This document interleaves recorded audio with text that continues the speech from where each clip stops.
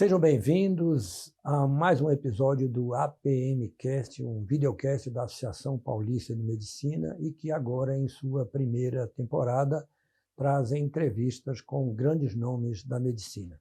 Eu sou Everaldo Porto Cunha, diretor de comunicação da APM, e converso hoje aqui com o nosso colega Hélio Begliomini, ou Belliomini, como se diria em italiano, que é presidente da Academia de Medicina de São Paulo. E gostaria que você comentasse logo assim, nasceu aonde? Nasceu na Rússia? Nasceu no Japão, como você mesmo disse, ou foi aqui em São Paulo? Então, inicialmente eu queria agradecer, Veraldo, o convite, o honroso convite de estar nesse podcast. Não me considero um grande nome da medicina, apenas sou um médico e agradeço esse honroso convite.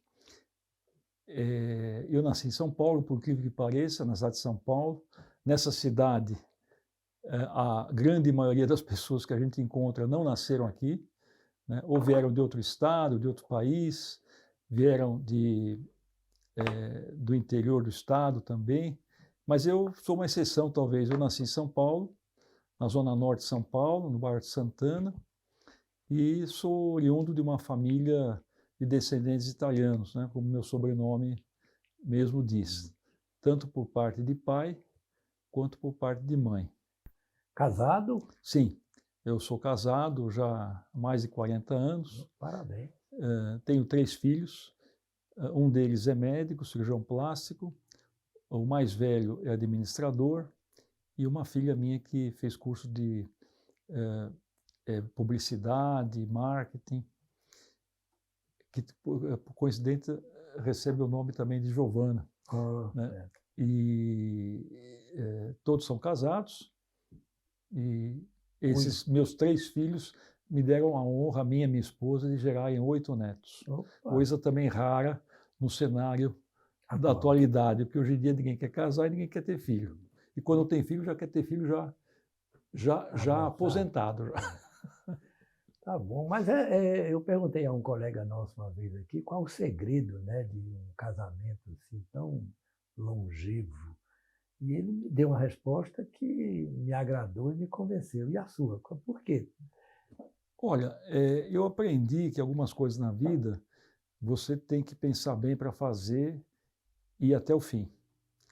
Né? Uma delas foi a profissão, a medicina, e a outra delas foi realmente a vida de casado. Eu tinha vocação para a vida de casado, conheci minha esposa ainda jovem, e acredito que de ambos os lados, da minha parte e da parte dela, a gente quis investir nessa ideia de morar junto e não ter volta, né? Pelo menos até que a morte nos separe.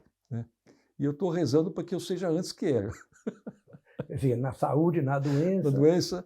Mas o que vale mesmo é obedeça e ponto final. Isso é sempre a mulher tem Esse é o segredo. Esse é o segredo. Esse é o segredo. É um dos segredos, né?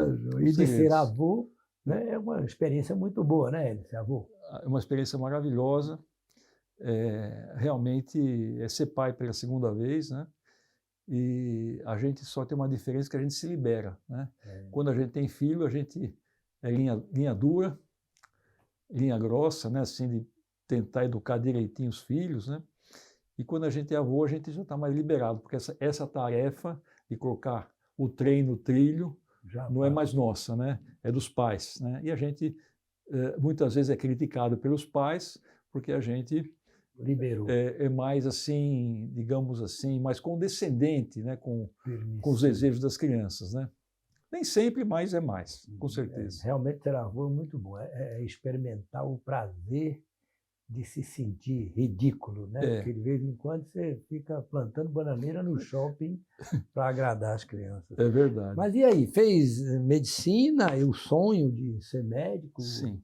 Optou pela medicina, assim, porque sempre, desde criancinha, ou teve alguma motivação? Não, realmente eu optei pela medicina desde criança, desde os 6 anos que eu me lembro, eu optei pela medicina.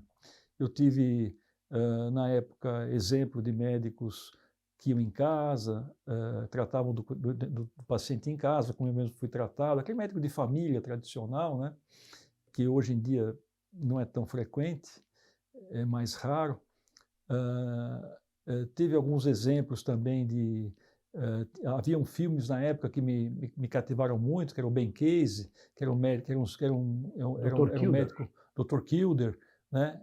E isso foi me atraindo, né? Eu não tenho nenhum parente na medicina antecessor, muito pelo contrário, venho de uma família humilde.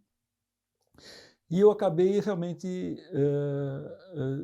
alimentando esse desejo desde criança, e confesso que foi o maior desejo, o maior sonho que eu tive em toda a minha vida, até hoje, foi isso aí. Que bom. Né? E a especialidade?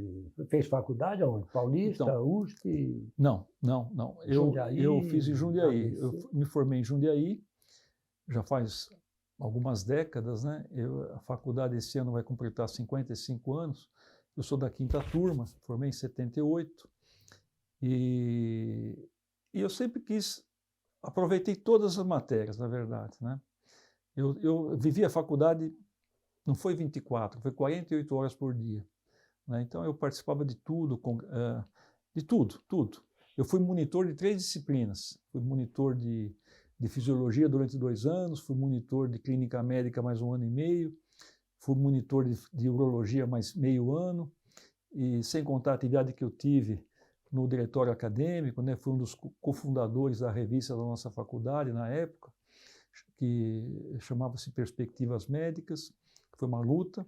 Quis fazer a medicina como um todo, né? Realmente eu só fui me decidir pela minha especialidade no final do curso, né? Então, praticamente, no último ano que eu fui me decidir para fazer a especialidade que hoje eu faço, que é urologia, e eu fui fazer porque eu tive bons exemplos também na faculdade, tive a oportunidade de entrar em cirurgias urológicas, e também porque é uma especialidade que abrange criança, abrange adulto, abrange idoso, abrange homem, abrange mulher, e tem uma parte cirúrgica também, além da clínica, né? Que é uma coisa que eu me interessei, né? Eu gostava de cirurgia. E já tinha residência de uro naquela época? Já tinha. Já tinha E você fez aonde? Era em poucos lugares, né? Na verdade, eu prestei em vários lugares, prestei aqui em São Paulo, prestei em vários lugares, e acabei optando pela residência do Hospital do Servidor, do Estado, que na época era também um nome forte nessa área. Na época havia 2 vagas, eu fui um dos 2 contemplados, entrei em outros lugares também, mas eu optei pelo Hospital do Servidor. Aí eu tive a sorte, primeiro eu tive assim, um contratempo de ser escalado pelo Exército, né, para prestar o serviço militar como já formado. Comercial, né? E aí, inclusive, foi uma epopeia, porque eu fui escalado e fui... Convocado? Na época, o distrito militar aqui de São Paulo ia até Campo Grande, até Mato Grosso. Então eu fui escalado para Campo Grande, né? E foi experiência de vida muito boa. Não, mas foi uma tragédia também, porque eu estava para casar e o coronel não queria deixar eu casar. Então, com muito custo, eu consegui casar e fazer a minha lua de mel a caminho de Mato Grosso, né? Então, eu saí daqui acho que uma quinta-feira, fui para lá, quarta-feira fui para lá, aí cheguei lá, fiquei no final de semana, fui me apresentar na segunda-feira. Quando cheguei na segunda-feira para me apresentar, o coronel de lá falou o seguinte: olha, o quadro está completo. Se você quiser desistir, você pode voltar. Eu já tinha suspenso a minha vaga, né, para deixar para o ano seguinte. De residência. Aí telefonei de lá para cá, consegui segurar a vaga, voltamos, prestei, fiz a residência, né? E depois de ter feito a residência, que eu fui servir 1 ano do Exército aqui em São Paulo, no Hospital Militar. Então foi uma epopeia essa minha vida aí, né? Legal. Tá, joia. E gostou da vida militar? Não? Olha, eu confesso que aprendi bastante coisa. Eu aprendi algumas lições que são inesquecíveis até hoje. Por exemplo, bom, eu sempre fui uma pessoa disciplinada, né? Mas eu aprendi o que é ser disciplinado lá no Exército, né? Então, isso foi bom para mim. Foi bom, eu já tinha aprendido também o respeito aos mais graduados em casa, né, aos mais, no caso, os mais velhos, né, e aos mais graduados. Isso foi ratificado lá. Eu aprendi uma coisa que é básica, né, que já vinha de casa também, que eu achei muito, muito importante. Quando a gente começava o dia no treinamento militar, já desde a manhã cedinha, 7 da manhã, a gente era obrigado a dizer para o tenente quem ia almoçar naquele dia. E não tinha conversa. Se você falasse que você ia almoçar, Tinha que almoçar. você tinha que almoçar. Se você falasse que você não ia almoçar, você não ia almoçar. Então você tem que ter saber o que você queria. Né? Isso foi bacana, né? Porque já na época, assim, olha, aqui não joga comida fora. Né? E em casa eu já tinha aprendido isso também, de uma maneira mais branda, obviamente. Né? A gente era uma família que realmente é simples, né? Que as roupas dos primos eram compartilhadas, à medida que eu ia crescendo, ia passando para os outros, né? Então, eu já tinha essa noção, mas ficou mais evidente no serviço militar. Cristalizou. Quer dizer que aquele regime de hierarquia e disciplina muito rígido não lhe incomodou muito? Não me incomodou, mas eu acho que isso é um ponto crítico que eu faço. Né? Não me incomodou, mas eu acho que isso daí também dificultou na época. Hoje em dia eu não sei como é que é mais. A época um pouco da prática da medicina, né? Porque se você na época você tinha lá um coronel e você era um segundo tenente, né? Então você tinha que pisar em ovos para falar com o coronel, né? Sobre a doença dele e assim por diante, né? De uma certa forma isso atrapalha um pouco no exercício da medicina, né? Mas eu aprendi muitas coisas, foram coisas inesquecíveis que eu tive na minha vida, né? Ô Hélio, e depois que terminou a residência lá no servidor público estadual, você continuou lá como médico do staff, da equipe? Ou... Foi assim. Logo em seguida, logo em seguida eu já entrei, já prestei o militar, né? Um ano de serviço militar. E curiosamente, nessa ocasião, eu fui voluntário. Por que eu fui voluntário? Porque já nessa ocasião eu ia para o meu segundo filho. O meu primeiro filho nasceu no Hospital do Servidor do Estado, na minha residência, e o meu segundo também nasceu no Hospital do Servidor do Estado, na minha residência. Acabei de sair da residência. Então, acabei o servidor, eu servi o militar, e logo em seguida teve um concurso para o servidor, para médico assistente. Nesse concurso, eu fiquei quarto excedente, e chamaram 3. Então eu acabei não entrando. Aí, 4 anos depois que eu saí, teve outro concurso, e eu acabei entrando em primeiro lugar e acabei estando até hoje lá, no Hospital do Servidor. Parabéns. Vou mudar um pouco o rumo da prosa aqui, entendeu? Torce pelo Palmeiras, você, né? Torce pelo Palmeiras. Naturalmente que pelo Palmeiras, né? Fico muito feliz com isso. Mas torce mesmo? Olha, eu já fui mais fanático, né? Sei. Eu já fui mais fanático. Hoje em dia eu torço mais com a minha idade já, um pouquinho mais com o pé no chão, né? Um pouquinho mais brando, né? Porque infelizmente no Brasil e na Europa também, infelizmente tem muita gente que extrapola, né? Gente que é capaz de ofender, de matar uma outra pessoa, de agredir em nome de um time. Isso daí é uma barbaridade, né? São tão bárbaros quanto foram os bárbaros de séculos atrás, né? Então eu acho isso triste, né? Triste, infelizmente triste. Ok. E o ingresso na academia, como é que se deu, né? Olha, eu sempre gostei de coisa que hoje em dia a gente não percebe no jovem, participar da vida associativa. Então, eu tentei entrar no maior número de entidades possíveis que eu pude conseguir. Porque eu acho que isso ia ser bom para mim, ia ser bom também para as entidades, porque as entidades se fortalecem com pessoas, né? Na Academia de Medicina, foi uma dos grandes, mais um presente que eu recebi, né? Porque eu entrei na Academia de Medicina bem jovem. muito jovem, por sinal. Eu tinha acabado. E para entrar na Academia de Medicina, não é como qualquer entidade aberta, é uma entidade fechada, que você se candidata, você tem que ter todo o critério para se candidatar, e você tem que ter uma monografia, ou um livro publicado, pelo menos, né?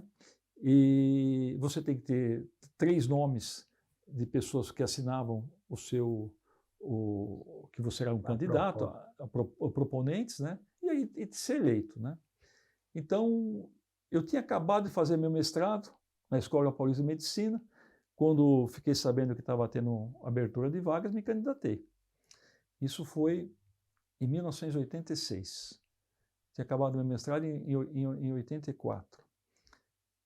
E aí eu aproveitei a minha tese de mestrado para entrar com monografia. E consegui 3 pessoas que me apoiaram, né? Nomes também de vulto da história da medicina aqui em São Paulo. Um deles foi Olímpio Corrêa Neto, que inclusive presidiu a academia. O outro, o meu querido professor inesquecível, Carlos da Silva Lacaz, que também presidiu a academia. E o Geraldo, que foi professor, um antigo professor da Santa Casa de Misericórdia. Então, eles me assinaram o termo, que eu guardo até hoje, uma cópia dessa declaração. Aí fui para a diretoria, concurso, e acabei ingressando. Então, você era muito novo na época, né? Novo. E aí, como é que você não se sentia meio estranho no ninho? Porque quando se fala em academia, imortal, você só imagina um monte de velhinho, um monte de velhinho tomando chá, filosofando, ou tem outra característica a nossa academia? Não, mas na verdade, na época era outro estatuto, se o estatuto de hoje vigorasse naquela época, eu não poderia ser eleito. Né? Então, hoje em dia, para você ser eleito, você tem que ter no mínimo 10 anos de formado, e exercendo a profissão aqui em São Paulo, né? Pelo menos esse tempo, né? E sem nenhuma queixa ética contra você formal, né? No Conselho Jovem de Medicina. Muito bom. Na época eu não tinha 10 anos de formado, mas o estatuto permitia, né? E isso talvez foi por causa do meu ímpeto de querer participar, de querer estar perto de pessoas que eram luminares na época, né?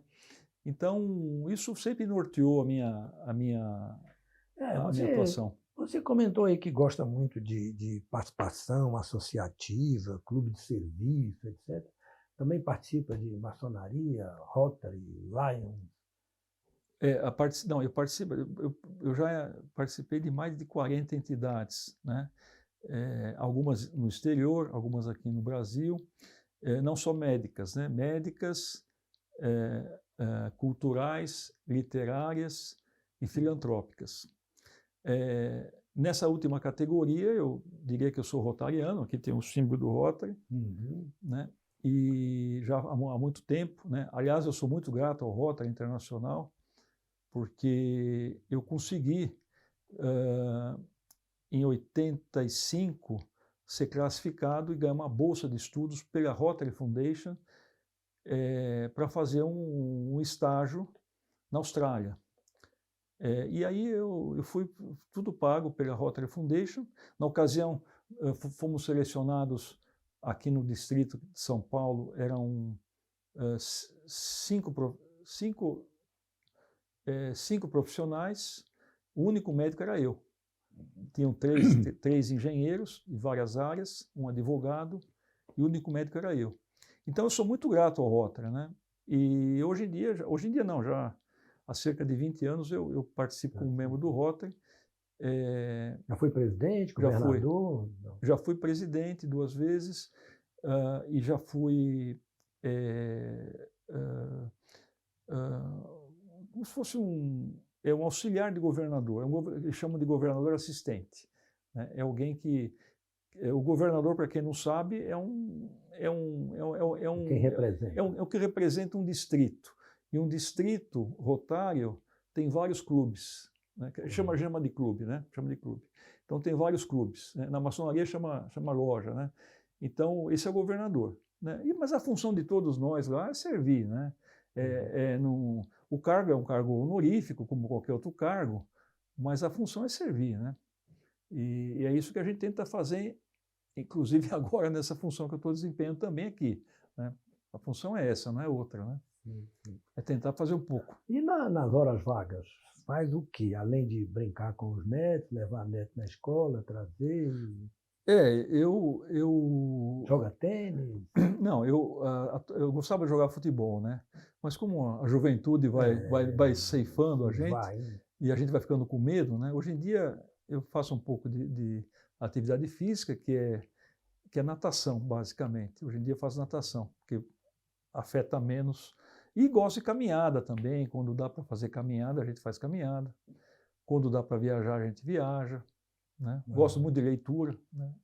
Muita leitura, leio bastante. Então... E a cabeça, refresca como? Faz alguma Tai Chi Chuan? Não.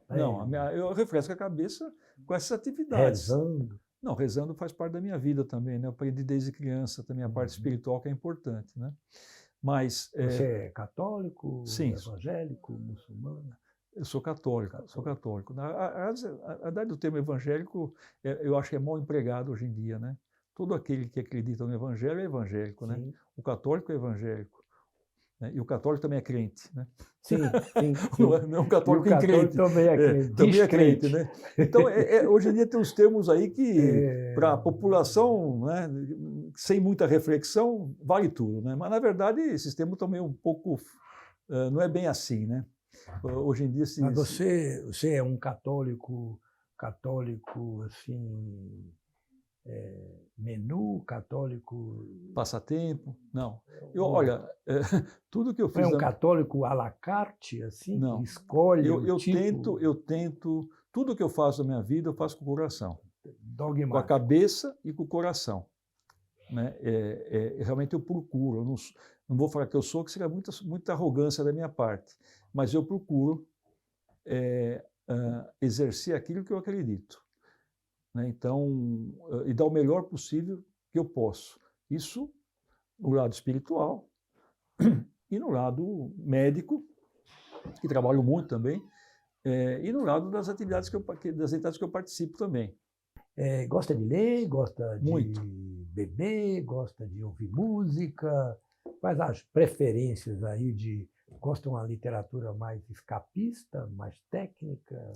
Olha, eu já li muita literatura científica da minha área, né? Hoje em dia eu confesso que não tanto como no passado, né? Hoje em dia eu gosto de ler muito literatura, embora eu me atualizo também e tal, mas menos, né? Menos do que no passado.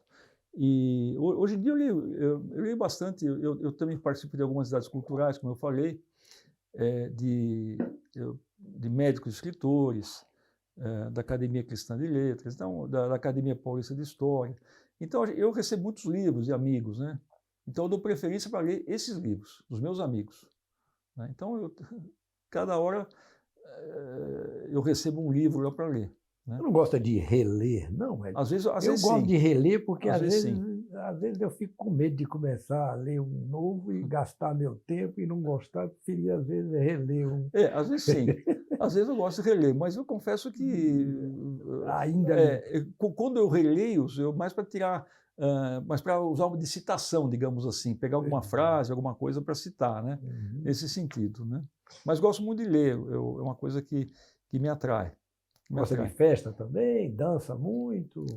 Não, danço um pouco. Não é pé de valsa? Não sou pé de valsa, mas também não fico inibido para dançar do jeito que eu sei, né? Obviamente. Quem prefere um destilado, um fermentado? Olha, eu gosto de vinho, muito de vinho, né? Ultimamente, né? Aliás, o vinho está virando moda, né? Hoje em dia, né? É um esporte que está ficando caro. Mas final de semana, depende de onde está, um lugar mais contraído, eu prefiro uma caipirinha mesmo. Mas parece que vai baratear o preço do vinho, né? A produção mundial está aumentando horrores, né? Então não tá acompanhando o consumo. Então parece que vai baratear o preço. Tomara que isso aconteça, tomara, viu? E você está presidindo aqui a entidade, a Academia de Medicina de São Paulo, já há quase um ano já, né? Não, Não foi? Ah, meio ano, nem meio ano.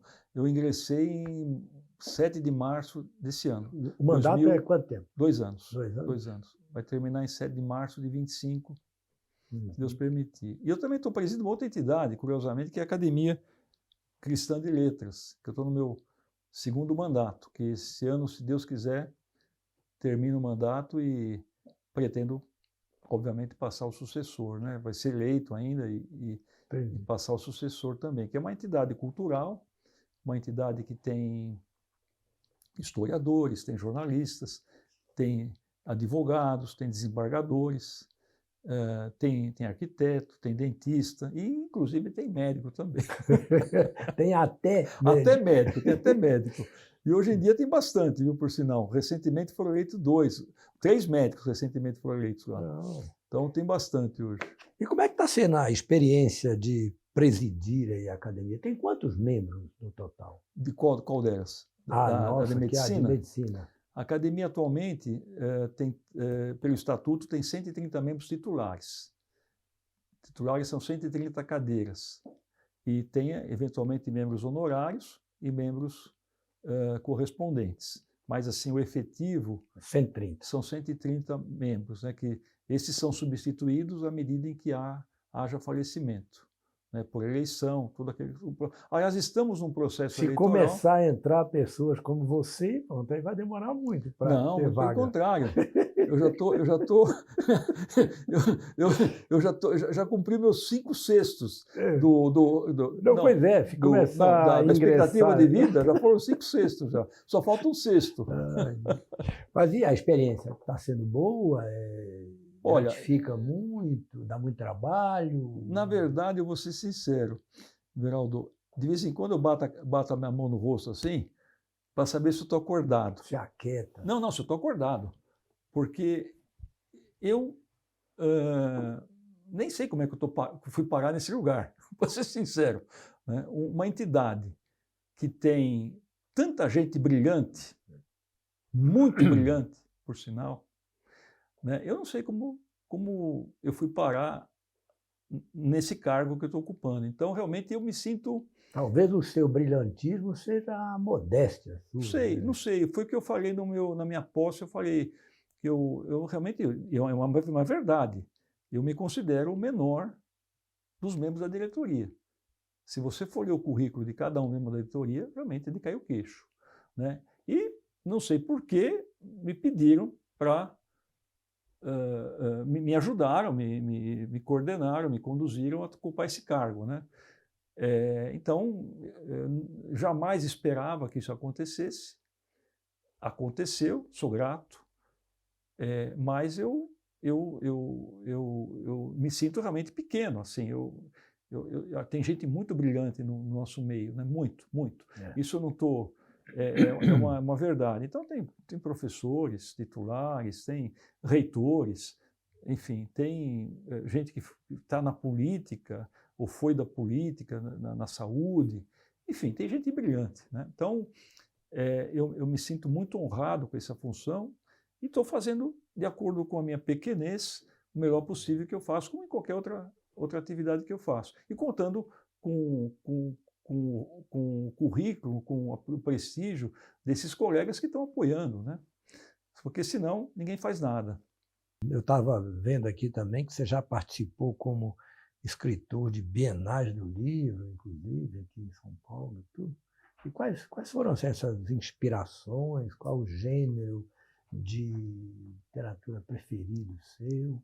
Eu desenvolvi muito essa parte minha, que eu considero como um hobby, na Sociedade Brasileira de Médicos e Escritores, que é uma entidade que foi fundada, inclusive, aqui na PM, por um ex-presidente da Academia de Medicina, que foi o Eurico Branco Ribeiro. Né? O Eurico Branco Ribeiro fundou essa entidade em 65 aqui na PM. Né? E eu desenvolvi muito essa parte literária no meio dessas pessoas, desses médicos que escrevem. Né? E o que eu sempre fiz mais foi a parte de crônica, a parte de ensaios, né, e a parte de historiografia, basicamente, né. Eu tive um grande professor, que eu já citei aqui, que foi o Carlos da Silva Lacaz, que foi um médico brilhante, né, foi alguém que eu nunca vi alguém que amasse a medicina como ele. E ele era muito assim fervoroso nos discursos dele, ardoroso, defendendo a profissão, defendendo o médico, defendendo a dignidade, a sacralidade da medicina, né? Como um médico, como um sacerdócio, como se falava antigamente realmente, né? Aquela pessoa dedicada, tal. E ele sempre, ele tinha uma faceta que ele era também um historiador. Ele escreveu vários livros sobre historiografia médica, artigos em jornais sobre os vultos da medicina, tem 4 volumes sobre vultos da medicina. Então ele sempre enalteceu a figuras de grandes médicos, né, do passado, né? E eu acabei influenciando por ele, né? Então eu também gosto muito dessa parte da historiografia e particularmente na área da medicina também. E devo isso ao querido Lacaz, aí, que foi um ícone brasileiro da medicina, brasileiro. Hélio, eu queria então agora que você reservasse aí um minutinho final para mandar uma mensagem para o que nós costumamos chamar de o jovem médico, né? Você, com a sua experiência aí, não só médica, mas experiência de vida e em todas essas entidades que você tem participado, atuado, presidido, qual o recado que você tem aí para os nossos colegas mais jovens? Bom, antes do recado, reitero o meu agradecimento à APM, ao Departamento de Comunicação, você é o responsável, Geraldo, e para mim foi uma honra estar aqui nesses momentos aqui. O que eu desejo ao médico foi aquilo que eu tentei perseguir. Primeiro, estudar sempre, se aperfeiçoar sempre na área que vai atuar, e uma coisa que o profissional, que o recém-formado não faz hoje, que eu reitero, seria se filiar ao maior número possível de entidades que você possa se filiar, que vai lhe trazer benefício, do ponto de vista não financeiro, benefício científico, né? E também vai ajudar essas entidades a se tornarem mais fortes, para lutarem para a causa delas, né? Então, que se filiem, por exemplo, à sua sociedade de especialidade, filiem-se a entidades importantes como é a Associação Paulista de Medicina, por tabela está se filiando à Associação Médica Brasileira, e tantas outras entidades que tem por aí para fortalecer. Então, esse é o apelo que eu faço. Investir na formação profissional, mas não esquecer a vida associativa, né? Porque ninguém faz nada sozinho, a gente depende de uma vida associativa. Ah, ótimo. Hélio Begliomin, quer dizer, presidente da Academia de Medicina de São Paulo, mas muito mais importante que isso, conversou conosco hoje como o homem, a pessoa, o ser humano Hélio Begliomin. Muito obrigado, viu, Hélio, pela sua participação e muito obrigado a todos os associados, a todos os colegas e a todos aqueles que nos prestigiaram assistindo aí esse APM Cast. Muito obrigado.